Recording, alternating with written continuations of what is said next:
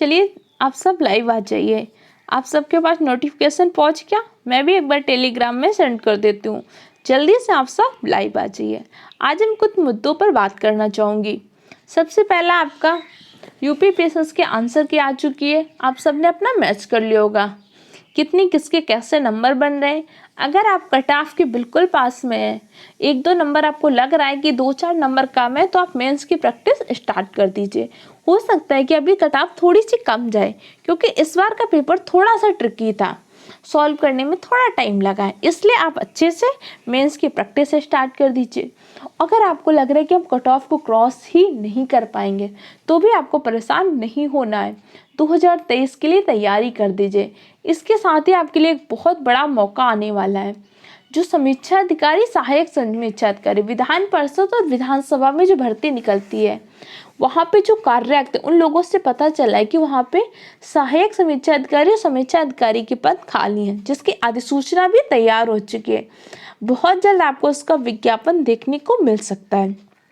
तो आज हम उसी के बारे में डिस्कस करेंगे कि कैसे आप इसकी तैयारी कर सकते हैं, क्या क्या एग्जाम पैटर्न होगा। इन सारे मुद्दों पर हम डिस्कस करेंगे। परेशान नहीं होना, हर हाल में मेहनत करनी है। अगर आपका पीसीएस का एग्जाम थोड़ा गड़बड़ भी हुआ है तो कोई बात नहीं, मेहनत करिए, अगली बार निकलेगा। बस हमें हार नहीं माननी। एग्जाम जब तक क्रैक नहीं करेंगे तब तक छोड़ना नहीं है। तो इसका आरओ का परीक्षा पैटर्न क्या होता है? यह परीक्षा आपकी 2 चरणों में होती है। पहला क्या होता है, पहले चरण में एक आपका जीएस के 140 क्वेश्चन पूछे जाते हैं और 60 क्वेश्चन आपके हिंदी के क्वेश्चन पूछे जाते हैं। 3 घंटे का टाइम मिलता है और इसमें आपको निगेटिव मार्किंग भी होती है, इसलिए इस पॉइंट को ध्यान रखिएगा। निगेटिव मार्किंग से कई बार बच्चों के नंबर कम हो जाते हैं।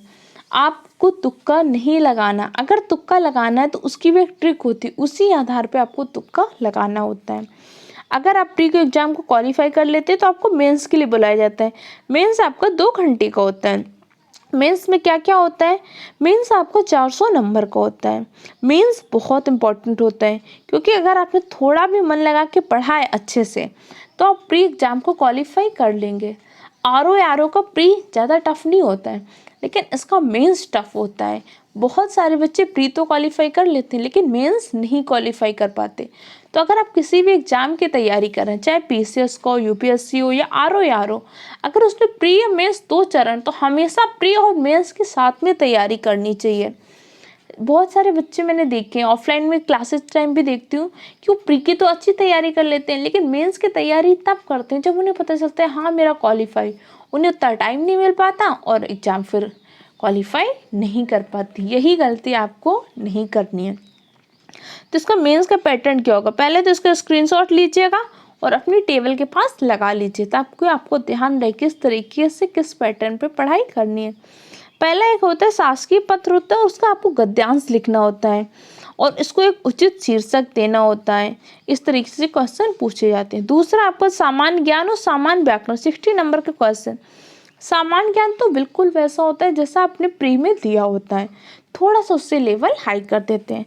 व्याकरण भी थोड़ी सी जो हिंदी आपने प्री में दी उससे थोड़ी हार्ड होती है। इसके साथ ही आपको हिंदी निबंध लिखना होता है। टोटल 400 नंबर का आपका मेंस होता है।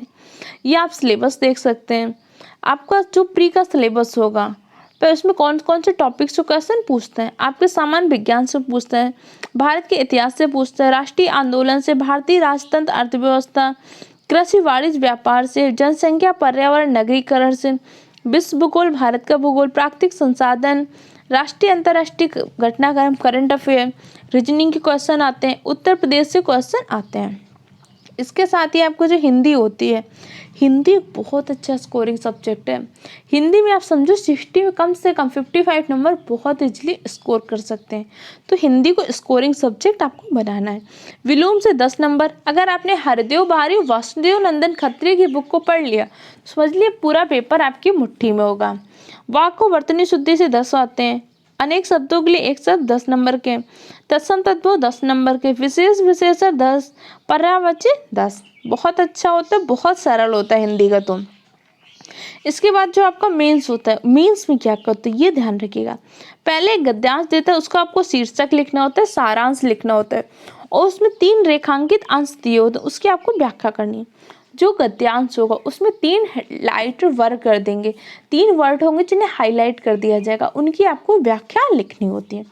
एक्चुअली इसके लिए आपको थोड़ा पढ़ना पड़ता है, क्योंकि जो शासकीय पद होते हैं उन्हीं की आपसे व्याख्या पूछता है। इसके लिए मैं आपको बेस्ट बुक भी बता दूंगी, ज़्यादा टफ नहीं होता। इसके साथ ही आपको क्या करना होता है, सरकारी पद का टेबुलर फॉर्म में सार लेखन लिखना होता है। एक्चुअली होता है क्या, समीक्षा अधिकारी को हर चीज़ की समीक्षा करनी होती है, तो बहुत सारे ऐसे सरकारी पत्र होते हैं जिनका पूरा प्रपत्र नहीं पढ़ा जा सकता टाइम की कमी से, तो इसलिए आपको उसको टेबुलर फॉर्म में सार लेकर लिखना आना चाहिए, ताकि बड़े से बड़े प्रपत्र को आप टेबुलर फॉर्म में सारणी लेखन में सार में लिखते हैं, जिसे बहुत कम टाइम में पढ़ा जा सके। तीसरा आपको होता है पत्राचार, जिसमें आपको शासकीय अर्धशासकीय पत्र पूछे जाते हैं। कार्यालय आदेश, ज्ञापन, परिपत्र और विज्ञप्ति, टिप्पणी, प्रतिवेदन, अनुस्मारक के लेटर लिखवाए जाएंगे। इसके साथ ही आपकी पारिभाषिक शब्दावली होती है, प्रशासनिक और वाणिज्यिक शब्दावली, जिसमें आपके 5 शब्द, एक को अंग्रेजी से हिंदी करनी होती है, दूसरी को हिंदी से अंग्रेजी, और मुहावरे और लोकोक्तियाँ 5 आती हैं। ये सब 10-10 नंबर के होते हैं और कंप्यूटर ज्ञान से क्वेश्चन पूछे जाते हैं। आपका जो सामान्य व्याकरण होगा इसमें फिर वही होता है, विलोम होते हैं, वाक्यवर्तनी शुद्धि होती है, अनेक शब्दों के लिए एक शब्द होते हैं, तत्सम तद्भव, विशेषण, विशेष, जो ज़्यादा टफ नहीं होते। आपको मेंस में क्या, एक तो लेटर राइटिंग की अच्छी प्रैक्टिस करनी है, और पारिभाषिक जो शब्दावली होती है उसके लिए आपको प्रैक्टिस करनी पड़ेगी अच्छे से। इसके साथ ही आपके जो ऐसे होते हैं, इसमें जो क्षेत्र होते हैं, इसमें से 3 क्षेत्रों से आपको निबंध लिखने होते हैं। एक साहित्य, संस्कृति, सामाजिक क्षेत्र, राजनीतिक क्षेत्र से, और 600 शब्द सीमा के अंतर्गत आपको लिखना होता है।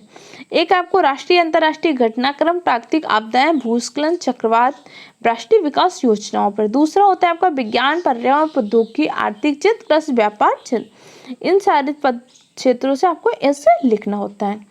बस अभी से आप प्री क्वालिफाई करना बहुत टफ नहीं है। अगर आपने यूपीपीएससी का पेपर दिया तो आपके लिए तो प्री बिल्कुल भी टफ नहीं है। हाँ, मेंस की तैयारी थोड़ी सी अच्छे तरीके से करनी पड़ती है।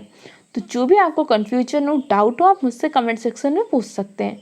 और एक इम्पॉर्टेंट इन्फॉर्मेशन, और आप सबके सीटेट की क्लासेस मैंने ऑफलाइन लेना स्टार्ट कर चुका है, क्योंकि मेरा प्री और मेंस दोनों कंप्लीट हो चुके हैं। आपको पता है मेरा पहले मेंस वाला एग्जाम भी था और अभी का प्री था, तो दोनों मेरे कंप्लीट हो चुके हैं। आपकी सीटेट की क्लासेस मैंने लेना स्टार्ट कर दिया, ठीक है। अभी सुपर टेट की क्लासेस नहीं ले पा रही हूँ, क्योंकि आप सबको पता है थोड़ा सा बिजी शेड्यूल है। जैसे आपको सुपर टेट का नोटिफिकेशन आएगा मैं उसकी क्लासेस लेना भी स्टार्ट कर दूँगी। यूट्यूब पे भी क्लासेस ले रही हूँ, थोड़ा रेगुलर नहीं हो पा रही, लेकिन बहुत जल्द सारी क्लासेस स्टार्ट हो जाएंगी। पढ़ते रहिए, मेहनत करते रहिए और जुटे रहिए अपने संकल्प के लिए।